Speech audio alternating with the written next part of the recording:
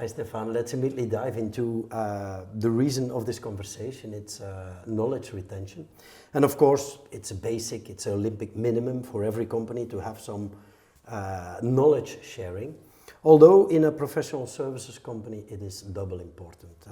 You want the knowledge of your consultant out of the head of the consultant, because you know that the value of your company, you see 1 and 1 equals 3, where the sum of the knowledge of the individual consultants is less than what the knowledge should be in the company. So what would your advice be about that in a professional services company? Yes, for a professional service company, I think that at the minimum you have to have like 2 processes for knowledge management and knowledge retention. So one process to gather the knowledge, and then one process to use the knowledge. Yeah. So the process to gather the knowledge is in fact you have to impose or to make it mandatory for every consultant or every assignment team at the end of an assignment, at the end of a project, to collect the deliverables and to put them on a centrally available database or repository. Yeah? And it's not only about collecting the deliverables. Oftentimes you also have to transform them a little bit, because those deliverables contains client-specific information which might be sensible. So you have to generalize those deliverables and then put them on the central repository. Yeah? So that's the process for knowledge collection. And then of course you have to use the knowledge. At the beginning of each project, each new project, you have to check that central repository and check whether there was relevant information, relevant knowledge material on that repository, and use it. And perhaps also get in touch with the consultants who have created that, who have worked on that previous project, with all that with the goal to accelerate the delivery of your project. Yeah? So those are the 2 basics that really have to be in place. It sounds straightforward, and what we often see in companies is that it's done, but not systematically. Yeah? That it's done like on certain project, and all the project is not done. It's typically dependent on the consultant or the project manager who is in charge. But the key challenge is to have it really installed as a discipline, as a process that is always executed. Yeah? So that kind of knowledge, culture, learning culture, that is the most difficult to achieve. The technology behind it, which tool and repository to use, is not that difficult. Like back in the day when I started in 1999, that's a long time ago, then we used Lotus Notes. That's a very old system, but now you have much more advanced, much more state-of-the-art technology like SaaS tools available to do that. This is about knowledge internally in the company. It's also important, I think, to share knowledge externally, like with your customers.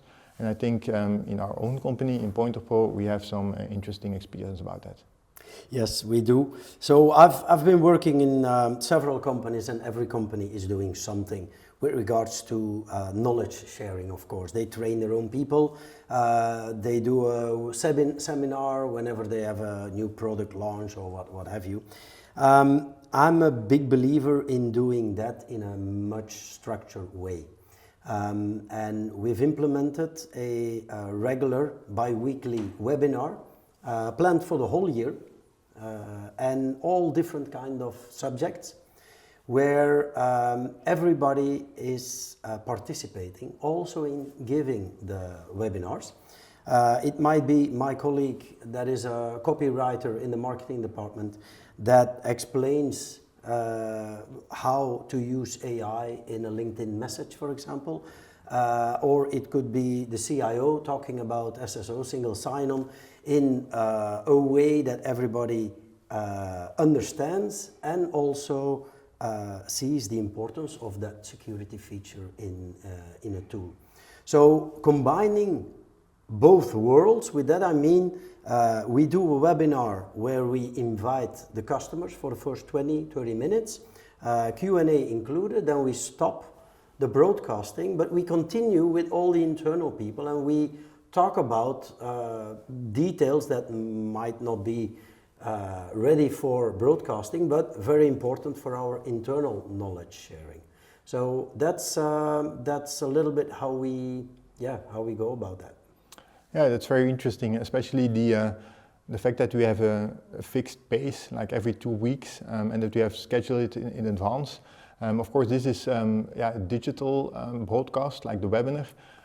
In these days, of course, a lot of things are digital, but that means that with non-digital, you can make the difference. Is there anything that we do in that area? It's a good thing, because most of the SaaS, the software as a service companies, tend to go 100% digital, and I'm then a little bit older, so there you can say that I might be a traditional person. So we're planning steak dinners, for example, with our customers, existing customers, regularly. So every time in another city, and we invite 2-3 customers, existing customers, and 2 or 3 potential customers. And we don't start that session with a 60 slides PowerPoint where we explain again what we do or what have you. We start maybe with our vision, with some things on the roadmap. Hey, this is what is coming, and then we continue the business talk. What is the impact of our tool on your business? What could be better? And we get input from our customers too that way. And it's a very good way to meet the customers and to share the knowledge. Yeah, exactly. And also sometimes discussing some things outside work also builds the relationship, of course. We talked about the basics, the Olympic minimum to participate. You mentioned that very well. Now, I'm not in the business to participate. What can you tell me what I need to do to excel and to win prizes? Yeah, exactly. For professional services firms, so like we said, there's 2 things that you have to do at the minimum, so the knowledge collection and then the use of the knowledge, those processes. But of course, if you want to go for the gold medal, you have to do a little bit more. So then you have to think about, for your specialization area, or that can be 1 or more, like the thing what you're specialized in as a consultant, you have to create a so-called maturity model.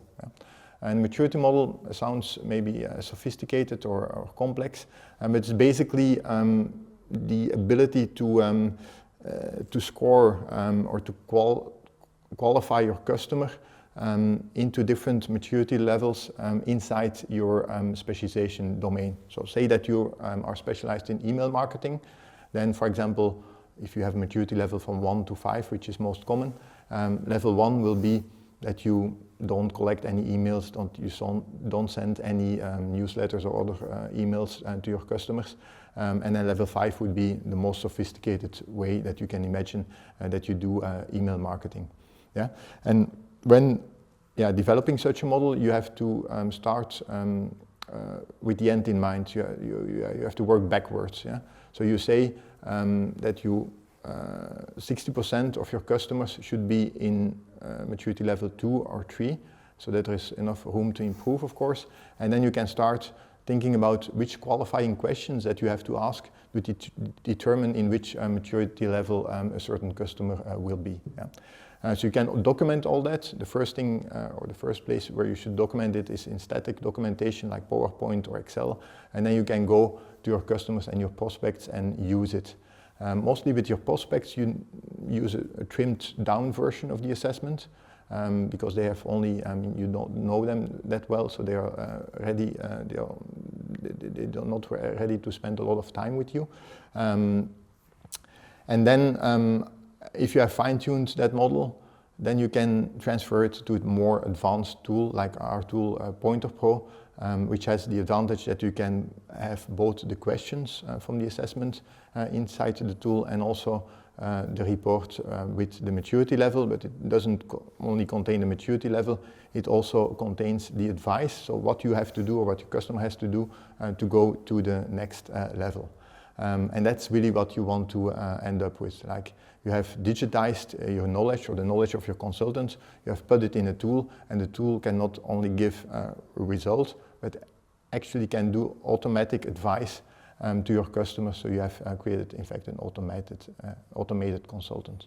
Okay, and then we're talking now for, I don't know, 10 minutes, and we didn't even yet touch upon AI, which is not possible anymore. AI is there to stay.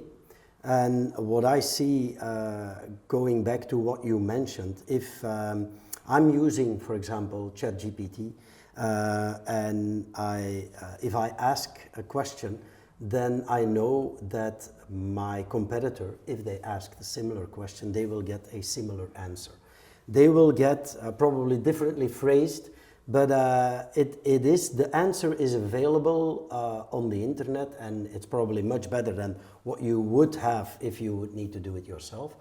But it's an average of what is available. And you talked about getting and having those repositories and those databases filled with the knowledge of what you do, what your company does, what the consultants have in their head. Well, if you can then link those databases to the ChatGPTs of this world and the AI engines, it's only then that you can really make a big difference using AI.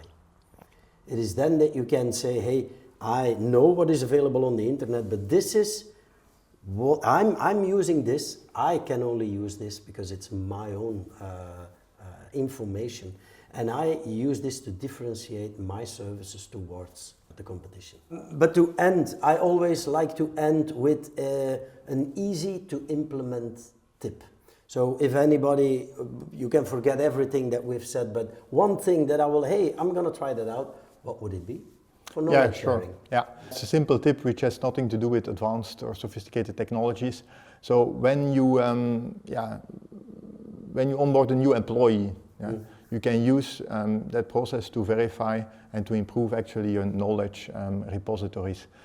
So when you onboard a new employee, that new employee will get in touch with your knowledge systems, be it internal knowledge systems for HR or your product documentation and so on. You ask to that employee to formally document everything, all findings, be it positive or negative, but especially negative, for example, things which are missing in your documentation. Formally document it and then come back after 1 month or 2 months with a formal presentation to management with all the findings.